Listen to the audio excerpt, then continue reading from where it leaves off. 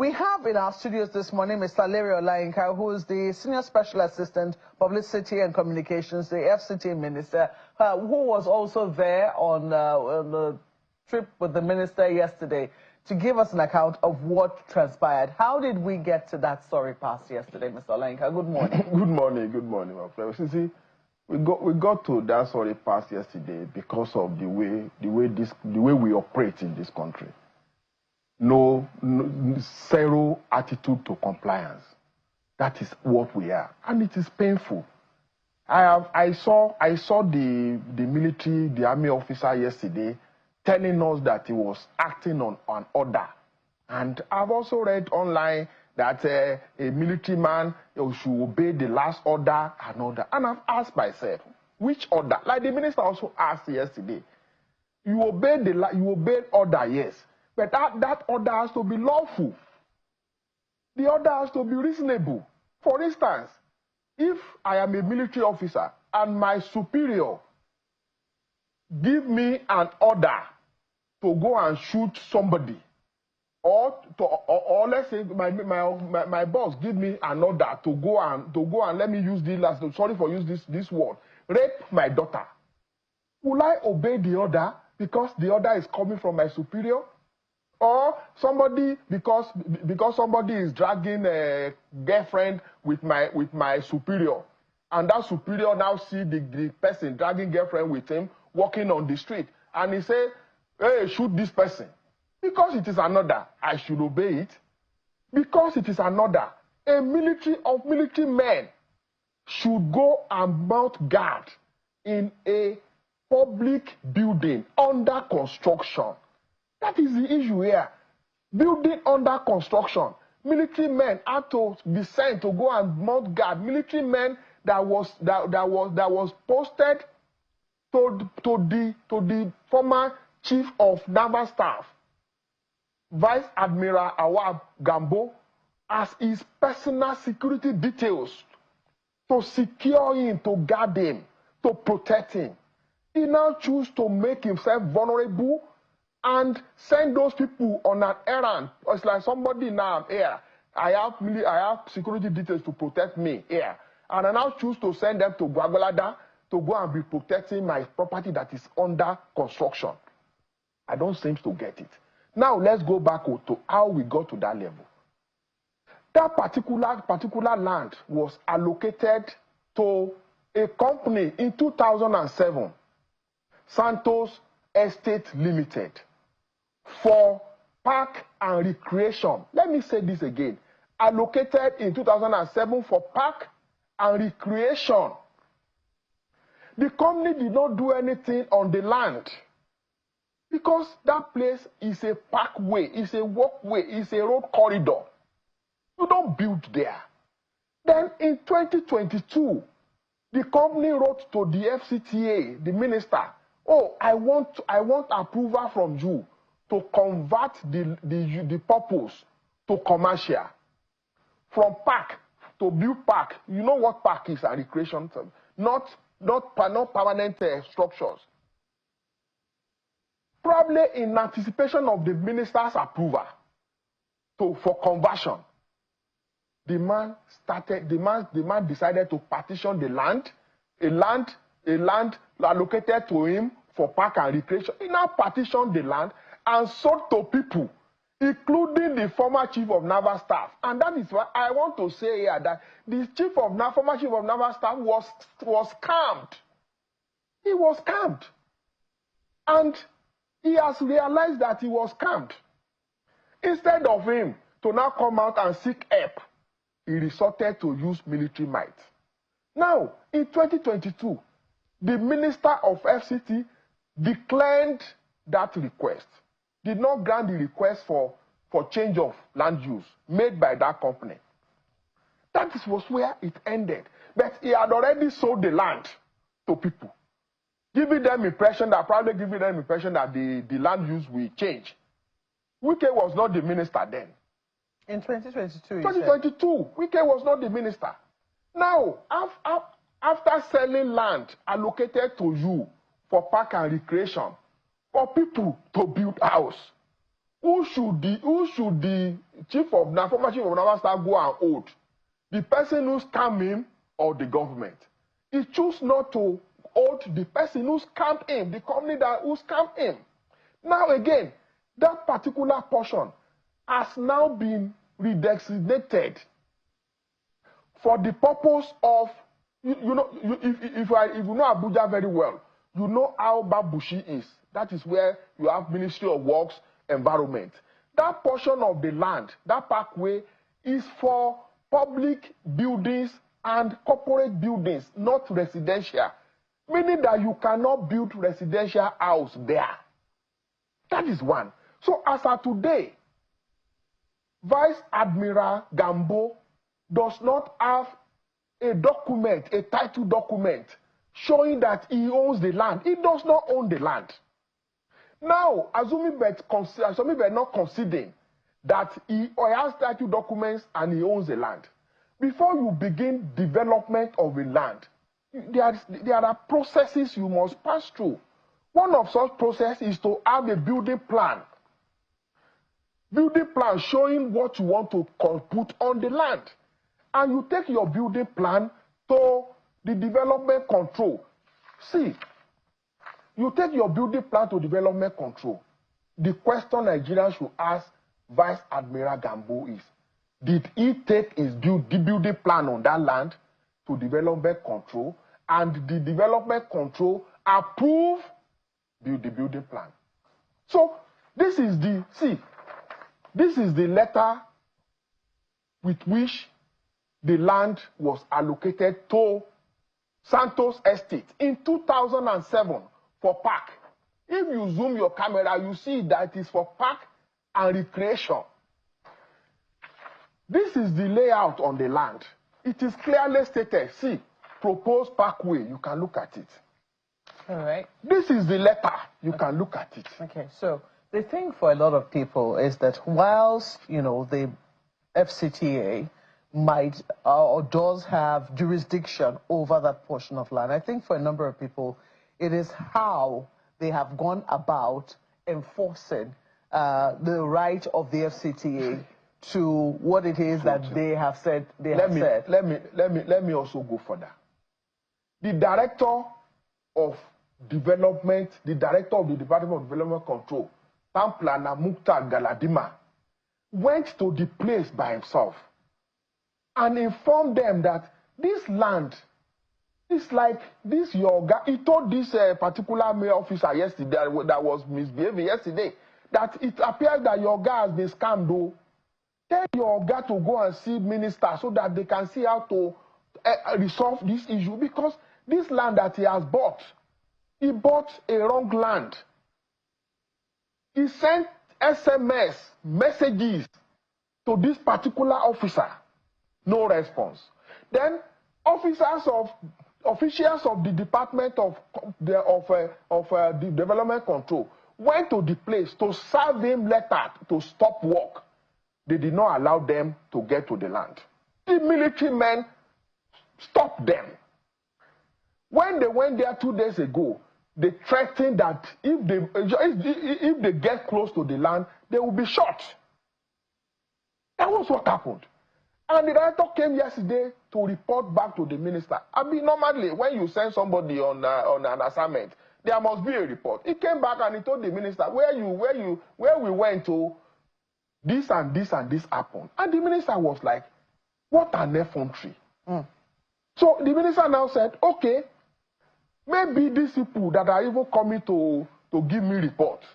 Because in most cases, you see government officials sitting in their offices, getting reports and acting on them. But the minister chose not to do that. He said, okay, maybe these people are even lying to me. They are not telling me the truth. Let me go there and see the place by myself. That was what the minister went there to do yesterday for an on-the-spot assessment. He went there with the commissioner of police, FCT commissioner of police. Policemen that came with the FCT commissioner of police were there. The ones that came with the minister were there. Before we got there, they have already used a vehicle, a Hilux, to block the road. That road does not lead to that land alone. It leads to other land. But they block the road. They block the road that nobody will be allowed to get to this land. What an effrontery.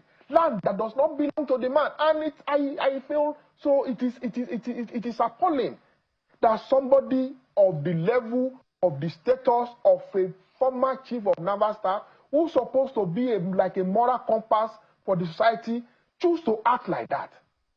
Because the question is, you say he must obey order. So clearly, is it the right? Just a moment, yes. Mr. Olayinka. So it clearly, from the get-go, you could see that things could degenerate, given the fact that, the road festival was blocked. Now, there are those who say that, at that point is when the minister should have chosen to act through an institution and perhaps had turned back. Through an institution? Yes. 2 weeks ago, the director of security of the FCT wrote to the defense people, defense headquarters. He wrote a letter to the defense on this matter 2 weeks ago.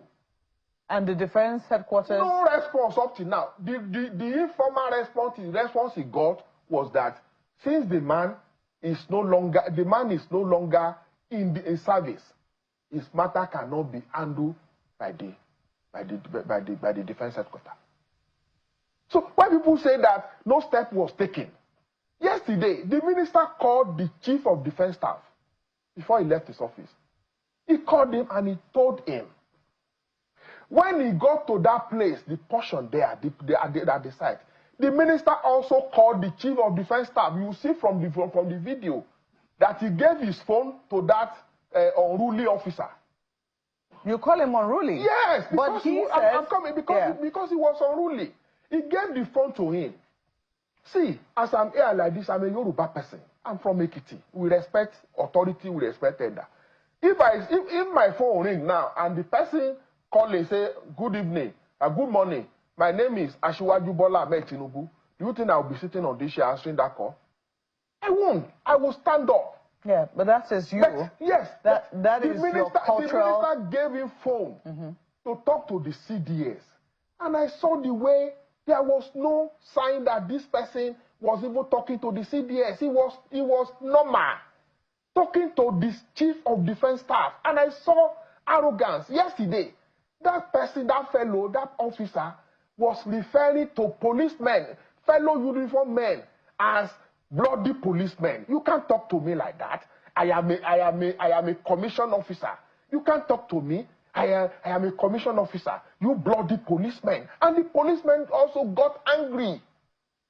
How can you, a uniform man, be ridiculing your fellow uniform people? I'll just say, to our viewers, because we were unable to show the full length of the video owing to time, and also some things that were said there, we're not allowed to play them according to NBC codes.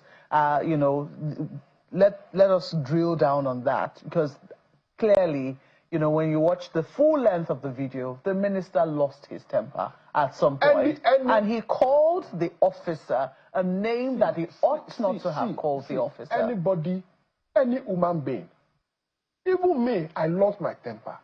See, if you were there yesterday, you will lose your temper. We are in this country. You see, one of the things that our military men should begin to also understand is that we are no longer under another military rule.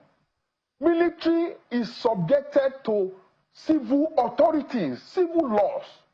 You cannot, because you are a military officer, I go about, you see building, they will put military zone, keep off. It is wrong. So what I'm saying is this. So you justify what it was? Wait, the minister tried to calm people. If you listen very well, the policemen or the civil defense also got angry. They were reacting. The DSS, the DSS, one of the security details of the minister, DSS officer, one of the soldiers was standing in front of the minister holding gun, and the DSS found out to tell him, How can you stand before the minister and you are pointing gun at him? You want to shoot him? And he was like, that is where that situation that I have to stand here. It will get to a level, we are all human beings. It will get to a level when somebody that you feel that should reason, that should operate, you have a level of moral, or you have a level of moral, but you don't begin to act like that. I was there. As a human being, I also got pissed off. And I asked myself, is this the kind of country we want to begin, we want to continue to run? That because you are wearing uniform, you are now above everybody. Because you are wearing uniform, you cannot turn yourself to security guard and be guarding private property, buildings under construction, and you are telling us that you are obeying law, you are obeying order. Does that mean that if your guy is a poultry farmer, he can also send you to go and be guarding fowl? Mr. Olayinka, I'm going to read, because since yesterday there have been quite a number of reactions to what transpired yesterday, rightly or wrongly. I'm going to read that of a former minister of aviation, Osita Chidoka. He wrote that Minister Wike's decision to personally enforce the directive at a disputed site was a fundamental misstep. In constitutional democracies, power operates through institutions, not impulse. Executive authority must be exercised or adjudicated through the courts, ministries, and lawful instruments of state, never through confrontation. No matter how justified a grievance, a minister cannot become an enforcer that violates the very idea of ordered government. This is one of the reactions, and he was a minister. I do not know if you agree with it. But we've also seen the reaction of the former Chief of Army Staff, Lieutenant General Tukur Buratai, who also thinks that this is a security breach. I'm going to read what it is that he also said. I do not know whether you've seen some of these reactions.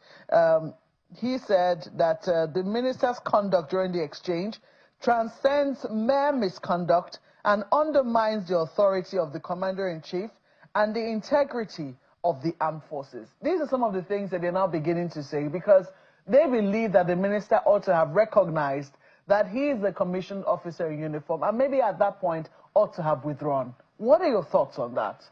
Well, let me first of all react to the statement by the former Chief of Army Staff, Tukur Buratai. See, when I read that statement coming from him, I was like... Oh, you've seen it? I've read it. I read it. I saw it yesterday. And I was like, the former Chief of Army Staff is more concerned about talking to a uniformed man. He's not concerned about somebody, uniformed military men, who should be at the war front, naval officer, who should be at the Chad Basin, confronting terrorists, being converted to private guards, guarding uncompleted building. Which one is a security threat to Nigeria? Between soldiers trained to defend Nigeria, now be converted to security guard, may guard, let me use the word, may guard. That's very disrespectful of our military, Mr. Olayinka. And we do know that military men also safeguard property. That's exactly what they went to do. Uncompleted building. You see, you can safeguard property. You don't, where people are living there, no property under construction. You are protecting property under construction. Instead of you to be in Borno, they can protect property under construction. And a former Chief of Army Some people will say they can defend that. I mean, they can protect that if it is within their jurisdiction to do so. You can protect property if it poses security threat to Nigerians. It does. That property, what security threat does it pose to you and I? It doesn't pose any security threat. And a former Chief of Army Staff is more concerned about a military officer who went to do unlawful duty, because all others are not lawful. All right, let's take a. Let me let my colleague come in now. We'll extend this matter for a few more minutes, and then we will be going to another matter because the PDP is also planning to host their convention at the end of this week. Yes, at this weekend, 15th and 16th, and there have been judicial pronouncements to that effect. Some saying that that particular convention should go on. Others saying that that convention shouldn't go ahead. We'll be delving into that matter shortly, but let Ayo quickly come into this conversation before we go there. Ayo. Well, thank you, Wike, and maybe by that time we'll be bringing in our other guests. But I've also seen a comment coming from retired Group Captain Sadiq Shehu, who says in part that this recent standoff between a minister and a junior military officer reveals how fragile civil military etiquette becomes when emotion replaces protocol. Well, this speaks to what you said the other time, Mr. Olayinka, that anyone could get upset, anyone would lose their temper. While it is the right of every one of us to lose our temper, it is also, could have been, or rather, it could have been the right of the military officer himself to also lose his temper. And, you know, what can you say to the part where this group captain says emotion seems to have breached protocol? Well, like you said, two officers, a minister who has the right to all lands in the FCT, and a military officer who was assigned to protect a private property, illegal operation. That is what is called. In this country, we know that FCT land is vested in the president. And all of that. Just a second, Mr. Olayinka. It's not the substance of the issue really here, because what is attracting attention is not the substance, it's the how. And you didn't answer that question when Wike asked that this is not. Just a second. It's not a question of whether or not the ministry was right. I mean, you have detailed all of that. It is absolutely correct. However, it is the how. Because if the minister, and rightly so, was representing the President of the Federal Republic and Commander-in-Chief, he doesn't carry the authority of the President and Commander-in-Chief at that point. So I'm wondering if you think the how justified his action there. What I've said to you here is, one, the minister went to that place for an on-the-spot assessment. The road was blocked. He had to trek to the place. He was addressing a junior military officer. And the junior military officer chose to disrespect everybody, including the other police, other security agents that were. But he made a statement, Mr. Olayinka. Just a second. He made a statement. He said, I am following orders. Just a second, Mr. Olayinka. It is something you also know. You're in the media like us. He said, I am a military officer. I am following orders. Based on that alone, I mean, it shouldn't have been understood. I know that it is possible for, the FCT minister to pick a phone and call the fellow in question. I mean, you already said it, that this is not a new case. Something that has been on for a while. I'm pretty sure that the name of the purported owner of this land would be known to the minister, and he could easily have reached him. Some people are wondering whether or not this couldn't have been handled better than it was. But I also mentioned here that even at the spot, the minister called the Chief of Defense Staff. I also mentioned here the way, the attitude, the way the officer responded to the Chief of Defense Staff. I have also said there that even at the spot, the minister called the Chief of Naval Staff. Before going to the place, he called the Chief of Defense Staff. You see, I have said it here that you mentioned emotion, and I've said we are all human beings. If you were there yesterday, you will also get angry. Even me, that I was not the minister, I got pissed off. I got pissed off, and I got pissed off not because of not against the military officer, but pissed off about what kind of system is this? Okay. What kind of system will we allow a former chief of naval staff to deploy his security details to carry out illegal duties? Okay. Well, there are other issues, as Markwe has mentioned, and just before we take that, there was something that Markwe called for earlier, a post on the Instagram page of the Defense Headquarters, and, well, some might call it whether it is cryptic or not, but if we can take a look at that post right now, Femi, that this is what, you know, the Defense Headquarters has put on, just before we segue into that conversation. And the post of the military was really simple, and they were saying something, you know, very, very simple, you know, unbroken, unshaken. It's an honor, the post says, to serve in the military, in the Nigerian military. Unshaken, unbent, unbroken. That's all the post says, and I hope that we'll be able to see it all. That's it right there on your screen. It is an honor to serve in the Nigerian military, unshaken, unbent, unbroken. Whether this has anything to do with the conversation we've been having or not, I guess we'll see in good time.